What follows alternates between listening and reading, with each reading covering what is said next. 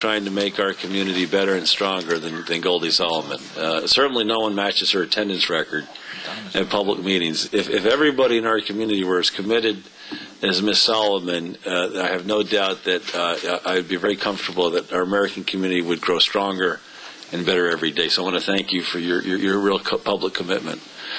And what we're looking to try and do is reach out to our constituents and the public and figure out how we can make America strong, our American community as strong as it could be.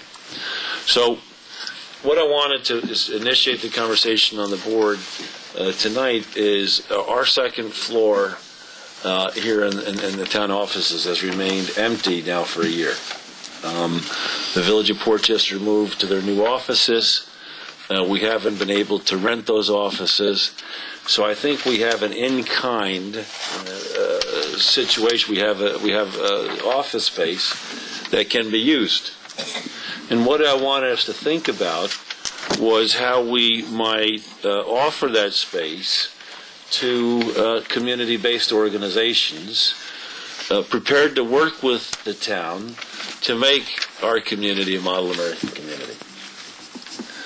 Now, obviously, if we're going to do that, we need to establish some criteria by which we'll judge the community-based organizations that come to work with us.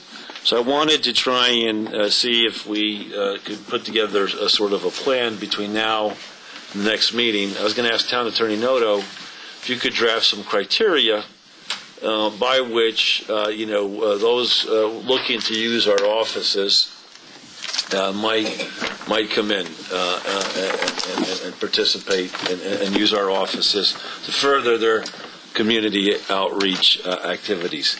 And I wanted to ask the board, we could either form a subcommittee or use our existing, perhaps 2012 committee to, sort of begin the draft of a, Rye Town Model American Community Strategic Plan where we encourage, we set our goals. Is our goals to reach out to the youth of the community? Is our goals to reach out to the very vibrant Latino community? Is our goal, what is our goal? And what are we trying to achieve here? We're spending an awful lot of time away from our families. We've been in office for 2 years. What do we want this community to look like 2 years from now?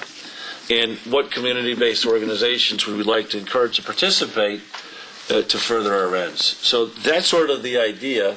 I just hate that space sit there empty and put to no good use, and so I wanted to sort of discuss that tonight and think about how we might move forward. Yeah, no, I think it's really a terrific idea and a real example of public-private partnership to put this resource, which is certainly would have value to others who might not be otherwise able to afford it, to enable them to further their own programming and service to the community.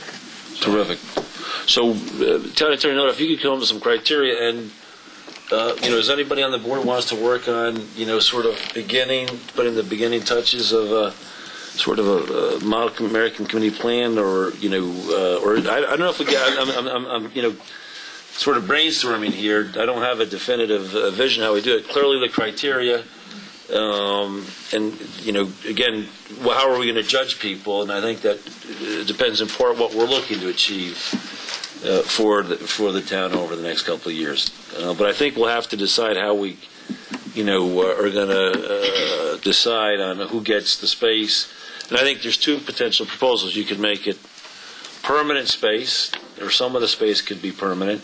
Some of it might be shared space, right? Because some of the community-based organizations may not need space every day, every night, every day. You might have segregate some space for full-time space, and some space might be shared space where you could have a couple of computers and some file cabinets, and you come in 1 day a week or 2 days a week or something like that. Well, that's really working. I mean, now you're having a lot of businesses the concept of hoteling, right? And also many businesses sort of pay to use conference space. Or, yeah, please. Tape his stuff. We need to readjust it.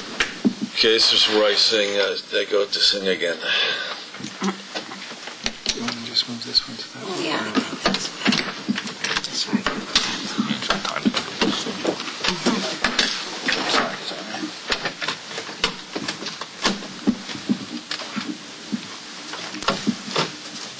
Let me see this first. Well, okay. Now, Mr. Horanchek, I know you've been waiting patiently. Did you want to say a couple of things? Did you have anything you wanted to say along this, in regards to this Model American Community? Is this an electronic thing? Oh, it's a tape. So we're off. Well, we're on TV, I think, but we're No sound. not. No, we have sound on the TV. It's just taping. This is just to record what we're said. This is for Hope's Minutes. Yeah, please come on up. But hold your fire until we get you on tape. But come on, you'll be on TV, so you'll be able to talk to the community. If you wait 1 second. Just come up to the podium and stand up there. Come on up and. Okay. There we go. Yeah, isn't that record? Yeah, something's wrong. I think it's the tape. Okay. Do we absolutely need the tape? No. All right, then forget it. Let's just, we can take good. I mean, hope you're taking good notes, right? Yes. Yes. We have it on TV also, so we can, and we have it on the website. So, Mr. Horanchek. Thank you. Tom Horancich. I'm here on behalf of the Council of Community Services, Supervisor Carvin, members of the council. As you know, the Council of Community Services really does. It brings our community together, and the good work that came from the community conversations, initiatives such as the People's College, God's Green Market. You're certainly familiar with our third annual Portchester Fest coming up on May 22nd right downtown here in the waterfront. It's a great community cultural event, and again, this is our third year that's coming up that we'll be doing that. The Mary O'Connell Camp Scholarship Program, the Portchester Cares Community Coalition, the networks, the Hispanic Network, the Youth Network, the Senior Network.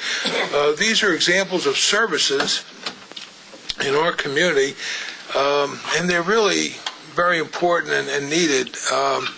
The council appreciates the fact that we're here, that we're in this building, that we have a great office space. It's the best office space that the council ever had, frankly. So we're really grateful for that. And we're looking forward to the town in both villages, both the village of Portchester and the village of Rybrook, to actively participate with the council in the way of certainly financial contributions. The council, in addition to these other things, answers the phone well over 500 times each year, referring people to needed services throughout both villages and the town. So if the council wasn't here, so who would do that?